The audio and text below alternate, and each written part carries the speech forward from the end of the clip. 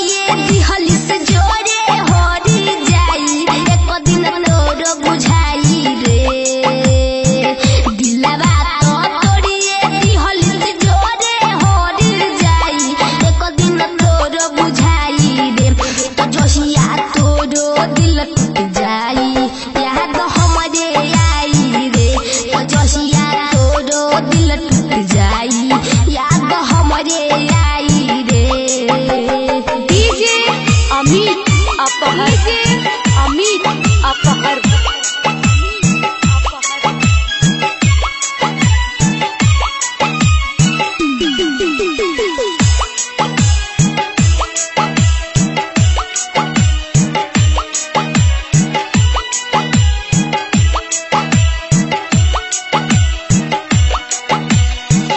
कैसे भुलैलू तू पढ़ले के साथे के वादा कइले रहलू हाथ दे के हाथे में कैसे भुलैलू तू पढ़ले के साथे के वादा कइले रहलू हाथ दे के हाथे में दिल के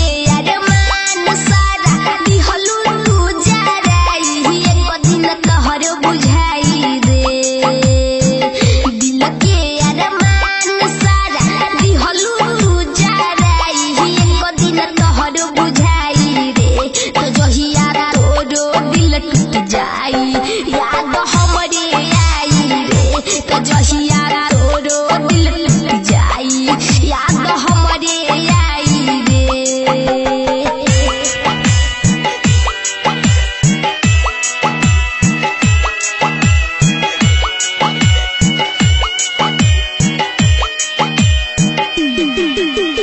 DJ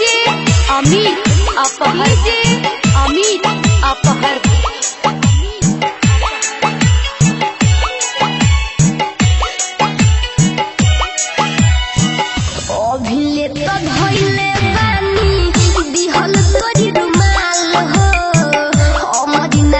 संगे बीतल रहे नया साल हो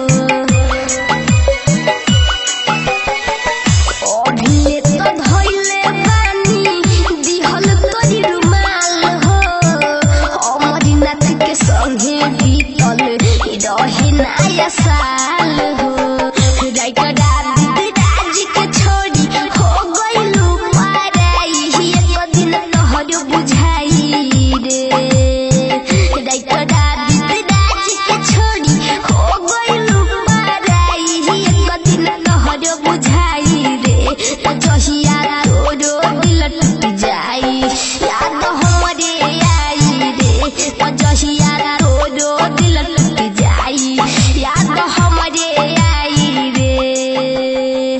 Recording Studio Gurwalia Bazaar Kushinagar.